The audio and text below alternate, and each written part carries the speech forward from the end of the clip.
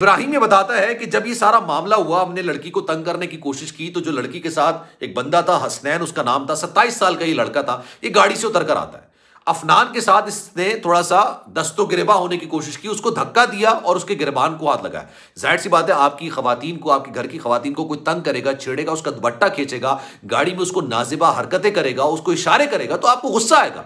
यही काम हसनैन ने किया, लेकिन उसको रोका रफाकत साहब ने, उसके वालिद साहब ने रोका और उससे कहा कि यार हमें आपसे लड़ना नहीं है, आप जाओ। और उसके बाद हसनैन गाड़ी में जाके बैठ जाता है। इब्राहिम ये बता रहा है कि जनाब ये चीज उसके सर पर सवार हो गई, उसने इसको जातियात पर ले लिया। उसने कहा कि यार ये कल का लौंडा मुझे तंग करके कैसे चला गया, मुझे धक्का देके कैसे चला गया, मेरे गिरबान को हाथ कैसे लगा लिया। हमने उसको समझाया, इब्राहिम के हमने समझाया कि ये मामला अब खत्म हो चुका है, लेकिन जब वो दूसरी रोड पर आया उस वक्त तक हमें नहीं पता था कि उसके जहन में क्या चल रहा है। गाड़ी में साउंड सिस्टम चल रहा है तेजी के साथ, अचानक गाड़ी की स्पीड 150 से ऊपर चली जाती है। उसके बाद इन्हीं दोस्तों ने अफनान के बारे में बिस्मिल्लाहिर्रहमानिर्रहीम, अस्सलाम वालेकुम, आप सभी को खुश आमदीद। मैं हूं सलमान मिर्जा और आप देख रहे हैं मेरा यूट्यूब चैनल और Facebook page sum up with Salman Mirza.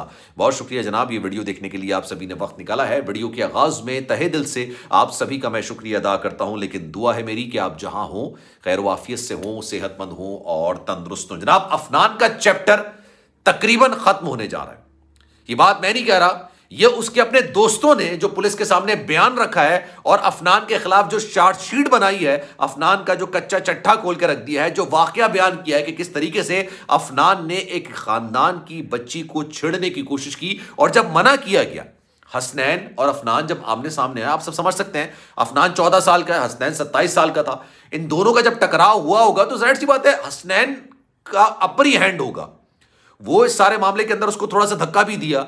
Ibrahim ये बता रहा है कि जनाब इस सारे वाकये से पहले जो एक हादसा हुआ छोटा सा, और उसकी भी गलती अफनान की थी, किसी और की नहीं थी। रफाकत साहब ने अपने इंटरव्यू में बताया था कि उनकी बच्ची की शादी 25 तारीख को थी। आप अंदाजा लगाइए, सोचिए कि जिस घर से डोली उठनी थी उस घर से 6 जनाजे उठे। कितना दर्दनाक, कितना खौफनाक लम्हा मरहला होगा उनके लिए। लेकिन वहां उस घर से उनकी जो दूसरी बच्चियां हैं वो तैयार होकर जाहिर सी बात है घर के लिए निकल रही थी। अफनान और उसके जो 3 औबाश लड़के थे, इनकी गंदी नजर उस पर पड़ी। ये बात मैं नहीं कर रहा किस तरह से अफनान ने अपनी गाड़ी उस गाड़ी के बराबर में लगाई, उस गाड़ी का शीशा खुला हुआ था और दुपट्टा खींचने की कोशिश की, हाथ डाल के दुपट्टा खींचने की कोशिश की, और जब शीशा चढ़ाया तो इसने बाकायदा उस शीशे पर हाथ मारे। अब आप अपने पर यह रख के सोचिए कि आपकी खवातीन के साथ कोई इस तरह से बदतहजीबी बदतमीजी करने की कोशिश करेगा तो आप उसकी गाड़ी रोकेंगे। ये गाड़ी रोकी गई। ये इब्राहिम पूरा बयान दे रहा है और उस पूरे बयान को मैं आपके सामने रख रहा हूं, और इस बयान ने यकीन जानिए अफनान की कहानी को मुकम्मल कर दिया है कि किस तरह से, अब सोचिए, अंदाजा लगाइए इसकी तरबियत किस हद तक शैतानी माहौल के अंदर हुई होगी। खैर पहले मैं वाकया बता दूं, और ये वाकया रफाकत साहब नहीं बता रहे हैं, ये वाकया कोई और नहीं बता रहा, ये वाकया वो बता रहा है जो कि अफनान के बराबर में बैठा था और उससे बोला कि मैंने इसको रोकने की कोशिश की, मना करने की कोशिश की, लेकिन अफनान का गुस्सा 7वें आसमान पर था, उसके सर पर खून सवार था, उसको समझ नहीं आ रहा था कि उसको कंट्रोल कैसे करे।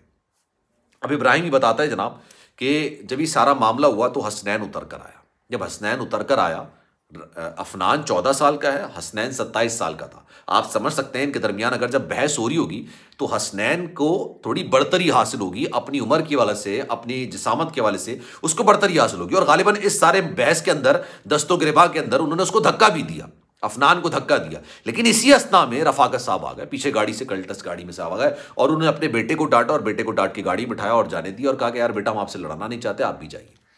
लेकिन अफनान का जो ये दोस्त है कह रहा है कि अफनान ने इस धक्के को, और उसके बाप ने जब उसको डांटा तो उसने इस चीज को पर्सनल ले लिया। उसने कहा कि यार ये डरपोक टाइप के लोग हैं, इन्होंने मुझे धक्का दिया, मुझ पर हाथ उठाया है।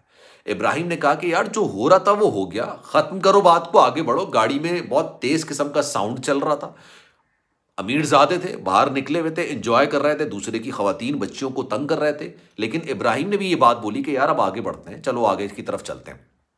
अफनान को शायद ये बेइज्जती बर्दाश्त नहीं हो सकी। 14 साल का बच्चा, जिंदगी में कुछ नहीं किया उसने सिवाय अपने बाप की दौलत पर आगे बढ़ने के लिए, इसके अलावा और कुछ नहीं किया। बाप की दीवी सहूलियात को एंजॉय करने के अलावा उसने और कुछ नहीं किया, लेकिन उसके भी पर्सनल उसने अपने आप पे ले लिया, अना पे ले लिया, जातियात पर ले लिया। उसने कहा नहीं मैं इसको मजा चखाऊंगा। अच्छा, इब्राहिम ये कह रहा है कि हमें इस बात का अंदाजा नहीं था कि ये घुमा के गाड़ी लेकर आ रहा है। लेकिन जब ये उस रोड पर लेकर आया और गाड़ी की स्पीड जब 150 से ऊपर तजावुज कर गई तो हमें अंदाजा होने लग गया कि यार ये कुछ खतरनाक मामला होने जा रहा है।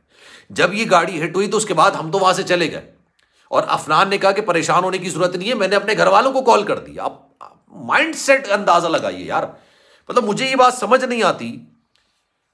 आप अमीर हैं, अल्लाह आपको और अता करे, आपके बच्चों को हर तरह की नेमतें सहूलतें प्रोवाइड हो, लेकिन यार उनको इखलाकियात तो समझाइए। एक वाकया जिंदगी तब्दील करके रख देता है।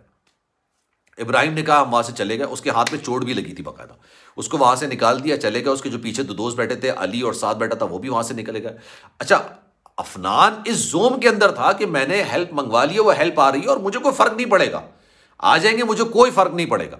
उसके बाद वो लोग आते हैं, वो लोग आने के बाद इसको हटाने की भी कोशिश करते हैं, लेकिन मजमा काफी जम चुका होता है, मजमा काफी ज्यादा वहां पर लग चुका होता है। उसकी वजह से उसको हटाने में मुश्किलात का सामना करना होता है अफनान को, वरना इनकी सोच, इनका मंसूबा यह था कि अफनान को हटा के एक ऐसे ड्राइवर को लाके खड़ा कर दें जिसके पास लाइसेंस हो, कम से कम सवालात तो नहीं उठेंगे ना। अब मुझे जो सबसे बड़ी तशवीश है ना वो ये कि वो सीसीटीवी वीडियोस क्यों गायब की जा रही है। लाहौर एक सेफ सिटी प्रोजेक्ट है, हर कोने में, हर चौराहे पर, हर सिग्नल पर कैमरे लगे हुए, एक नहीं दो कैमरे लगे हुए। आप उन कैमरों से बच जाए, ऐसा हो नहीं सकता है।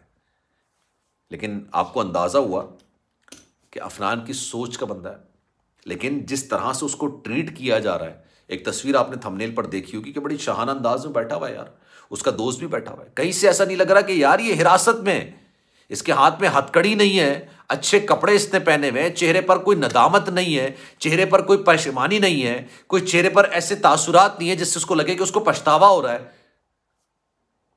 यार अलग ही कौम होती है वैसे अमीरजादों की, अलग ही कौम होती है। इनको समझ में आता है कि यार ये तो हम तो हाकिम है, ये महकूम है, इसने मेरे गिरबान पर हाथ कैसे डाल दिया, इसने मुझे धक्का कैसे दे दिया। ये दो चीजें अफनान ने अपने ऊपर इतनी ज्यादा तारी कर ली थी कि उसके जहन में खून सवार हो गया था, उसके सर पर खून सवार हो गया था। उसने कहा नहीं यार, मैंने इसको ऐसे नहीं जाने देना है। और ये बात सारी चीजें मैं नहीं कह रहा, ये उसका अपने दोस्त ने बयान रिकॉर्ड करवाया है और उसने बयान में अफनान को इस सारी चीजों का जिम्मेदार करार दिया है। उसने कहा है कि गाड़ी ये चला रहा था, उसने कहा कि 150 की स्पीड पर ये गाड़ी चला रहा था। खैर जनाब, इस बारे में आपकी राय क्या है? मैं चाहूंगा कि कमेंट सेक्शन में अपनी राय का इज़हार जरूर कीजिएगा। सलमान मिर्जा को दीजिए इजाजत, लेकिन जाने से पहले गुजारिश है, अगर चैनल आपने सब्सक्राइब नहीं किया सलमान मिर्जा ऑफिशियल, मेरे यूट्यूब चैनल को सब्सक्राइब जरूर करें, बेल आइकन जरूर दबाएं। कोई बात अगर आप कहना चाहते हैं तो इंस्टाग्राम पर आप मुझसे रब्ता कर सकते हैं, salman.mrza के नाम से मेरा इंस्टाग्राम अकाउंट है, चाहे तो फॉलो कर लें। जो आप मैसेज करेंगे मेरी कोशिश होगी कि आपके रिप्लाई को जरूर करूँ। ख्याल रखिएगा अपना, अल्लाह हाफिज़।